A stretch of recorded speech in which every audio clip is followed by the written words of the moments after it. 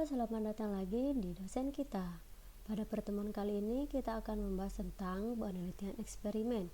Namun sebelum itu jangan lupa klik like, share, komen, serta subscribe dosen kita agar teman-teman selalu mendapatkan update tentang materi-materi yang lebih menarik lainnya.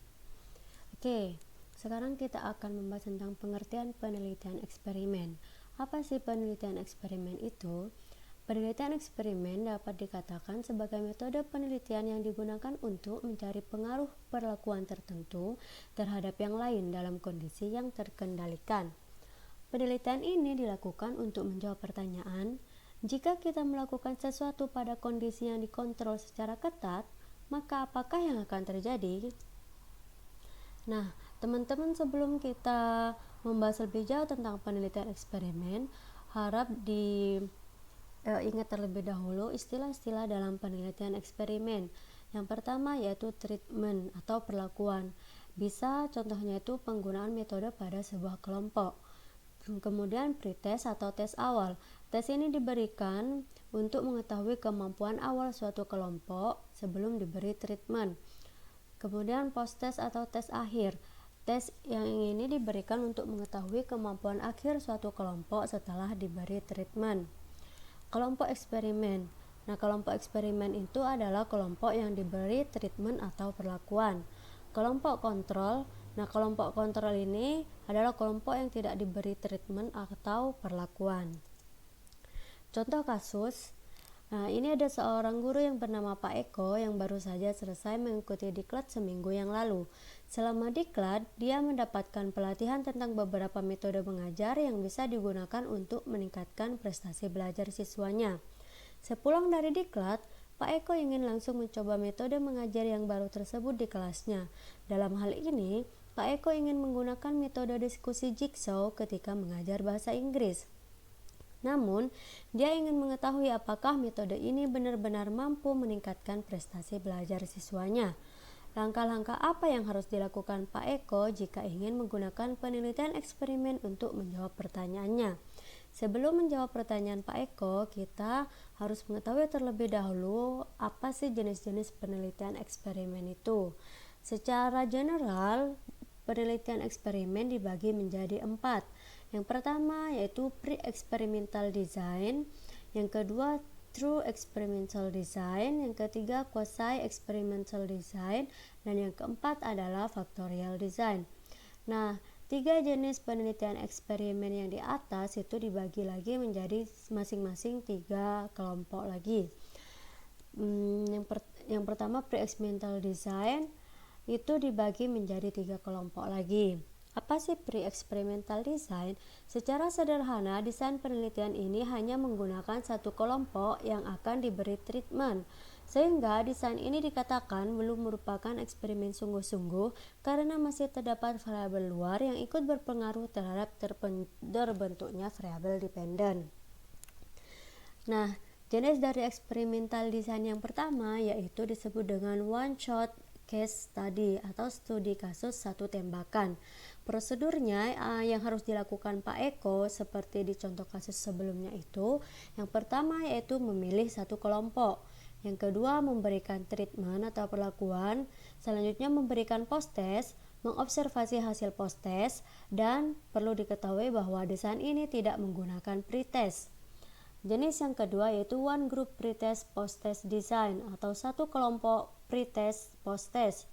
Yang harus dilakukan Pak Eko adalah memilih satu kelompok, memberikan pretest, memberikan perlakuan, memberikan post-test, dan membandingkan hasil pretest dan post-test dari satu kelompok tersebut. Dari yang ketiga adalah intake group comparison.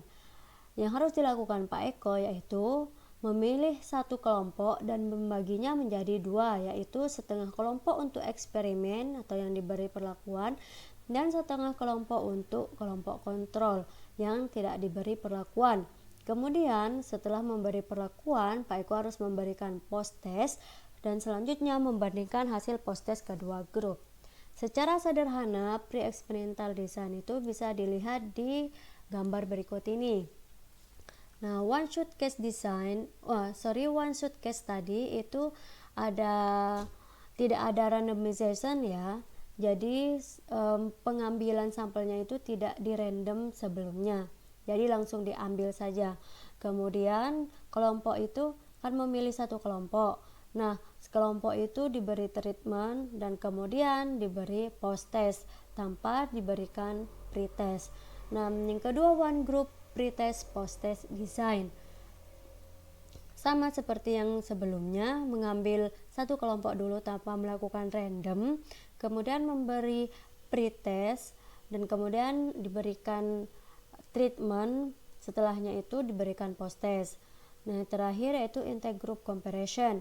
Nah, ini seperti yang dikatakan sebelumnya bahwa Pak Eko harus mengambil satu kelompok tanpa di random, kemudian membagi menjadi dua, yaitu kelompok eksperimen dan kelompok kontrol. Jadi satu kelompok yang dibagi menjadi dua itu, satu yang diberi treatment, satu tidak diberi treatment, kemudian diberikan post test. Nah, hasil post testnya dari kedua grup itu yang dibandingkan. Yang jenis experimental design yang kedua yaitu true experimental design. Apa sih true experimental design? Ciri utama dari true experimental adalah bahwa desain ini menggunakan kelompok eksperimen yang diberi perlakuan dan kelompok kontrol yang tidak diberi perlakuan. Sampel yang digunakan tersebut diambil secara random atau acak dari populasi tertentu. Yang pertama dari jenis ini yaitu post test only control design. Dari namanya saja ini adalah post test only, jadi hanya menggunakan post test. Nah, apa yang harus dilakukan Pak Eko? Pertama yaitu memilih dua kelompok secara acak, yaitu kelompok eksperimen dan kelompok kontrol. Kemudian kelompok eksperimen diberi perlakuan dan kelompok kontrol tidak diberi perlakuan. Setelahnya itu memberikan post test kepada kedua kelompok dan membandingkan hasil post test kedua kelompok. Jenis yang kedua yaitu pretest post test control group design. Seperti namanya, ini menggunakan pretest serta post test. Ya, prosedurnya yaitu memilih dua kelompok secara acak, terus memberi perlakuan kepada kelompok eksperimen, sedang kelompok kontrol tidak diberi perlakuan. Selanjutnya memberikan pretest untuk mengetahui keadaan awal, adakah perbedaan antara kedua kelompok tersebut. Kemudian setelah memberikan pretest, kemudian memberikan treatment, setelah itu memberikan post test kepada kedua kelompok, serta terakhir membandingkan hasil post test kedua kelompok. Nah, yang ketiga yaitu the Solomon 4 group design. Pertama yang harus dilakukan Pak Eko yaitu memilih 4 kelompok secara acak. 2 kelompok diberi pretest dan 2 kelompok tidak diberi pretest. Kemudian satu dari kelompok pretest dan satu dari kelompok non pretest diberi perlakuan eksperimen. Semua kelompok diberi post test dan akhirnya membandingkan semua hasil post test. Nah, bisa dilihat dari gambar berikut ini tentang true experimental design, post test only control design. Jadi ada random, jadi pengambilan sampel dari populasi itu harus di random terlebih dahulu, kemudian diberi perlakuan, kemudian dibagi dua kelompok, eksperimental dan kontrol. Yang eksperimental diberi perlakuan dan yang kontrol tidak. Sedangkan pretest control group design itu di random, kemudian diberi pretest dua-duanya, kemudian yang eksperimental group diberi perlakuan, sedangkan yang kontrol tidak, kemudian dua-duanya diberi post test. Untuk Solomon 4 group design itu ada dua, boleh dipilih salah satunya ya.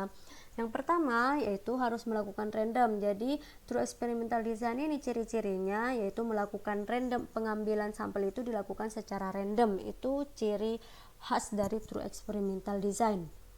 Jadi dari dua kelompok diberikan pretest, dua kelompok tidak diberikan pretest. Dari satu kelompok yang diberi pretest itu diberi treatment, yang tidak diberi pretest salah satunya diberi treatment juga. Nah, kemudian nanti dibandingkan, atau kita akan menggunakan dua macam metode. Jadi yang diberi pretest salah satunya diberi metode A, yang diberi pretest yang kedua seperti yang digambar ya, jadi diberi metode B. Kemudian seperti yang digambar itu ada control group yang tidak diberi pretest, jadi diberi treatment 1 dan treatment 2, kemudian semua kelompok atau grup itu diberi post test.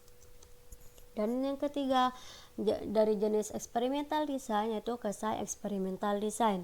Bentuk desain eksperimen ini merupakan pengembangan dari true experimental design yang sulit dilaksanakan.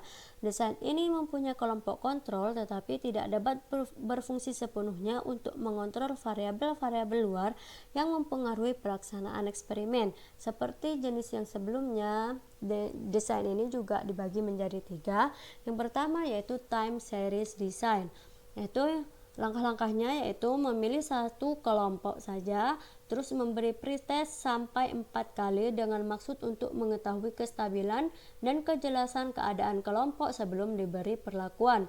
Jika hasil pretest selama 4 kali itu stabil, baru kelompok tersebut diberi perlakuan. Jika belum stabil, maka diberi pretest lagi hingga nilainya stabil. Kemudian memberi treatment. Setelah itu memberi post-test dan menganalisa hasil pretest dan post-test. Perlu diketahui untuk time series design ini bisa dikatakan berhasil jika hasil post-testnya itu juga stabil. Jadi pretestnya stabil dan juga post-testnya stabil. Yang kedua yaitu non-equivalent control group design. Langkah-langkahnya adalah memilih 2 kelompok tanpa acak, memberikan pretest, memberikan perlakuan atau treatment, memberikan post-test, kemudian membandingkan hasil post-test kedua kelompok. Ini contohnya memilih 2 kelompok tanpa acak itu maksudnya contohnya ada 5 kelas. Kelas 2 itu ada 5 kelas, jadi kita akan mengambil langsung 2 kelas seperti itu. Nah nanti di random ngambil 2 kelasnya itu di random. Yang ketiga yaitu counterbalance design. Di desain ini semua kelompok menerima semua perlakuan, hanya dalam urutan perlakuannya yang berbeda-beda dan dilakukan secara random. Biasanya desain ini digunakan ketika seorang peneliti ingin melihat perbandingan efek perlakuan yang sama kepada kelompok yang berbeda. Desain ini juga bisa digunakan jika perlakuan yang akan diterapkan lebih dari satu jenis. Nah, secara simpel atau sederhana, teman-teman bisa lihat di slide ini tentang kuasa eksperimental design. Yang pertama itu time series design. Seperti yang dikatakan tadi bahwa sebelum diberikan perlakuan, kelompok itu diberi pretest selama 4 kali. Kemudian diberikan post-test selama 4 kali. Nah, ini harus stabil. Hasil dari pretest harus stabil dan hasil dari post-test juga harus stabil. Yang kedua yaitu non-equivalent control group design. Jadi yang pertama dilakukan pretest, dipilih 2 grup. Grup yang pertama diberi eksperimental group, yang kedua control group. Yang pertama dua-duanya diberi pretest, kemudian yang eksperimental group diberi perlakuan dan yang control group tidak diberi perlakuan, kemudian dua-duanya diberi post test.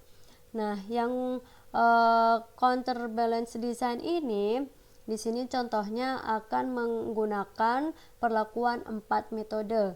Jadi ada 4 grup juga A, B, C, D. Jadi di sini semua grup itu diberi treatment yang sama namun dengan jadwal yang berbeda. Jadi seumpama yang grup A mendapat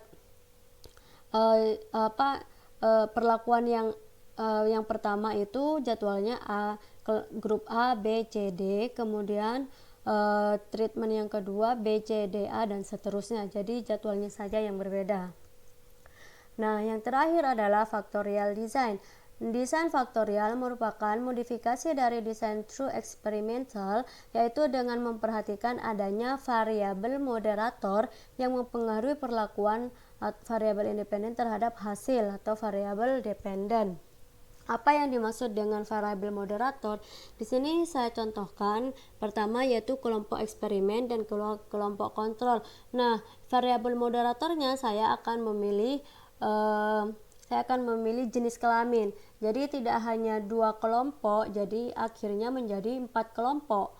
Nah, yang pertama yaitu kelompok eksperimen ini terdiri dari 2 kelompok lagi, yaitu laki-laki dan perempuan. Jadi jenis kelamin ini sebagai variabel moderatornya. Yang kelompok kontrol juga dibagi dua kelompok lagi, yaitu laki-laki dan perempuan. Akhirnya semua kelompok ini atau 4 grup ini diberi pretest. Nah, yang seperti tadi kelompok eksperimen diberi perlakuan, sedangkan kelompok kontrol tidak diberi perlakuan. Dan akhirnya semua grup ini diberi post-test untuk mengetahui apakah memang jenis kelamin ini mempengaruhi hasil atau variabel dependennya.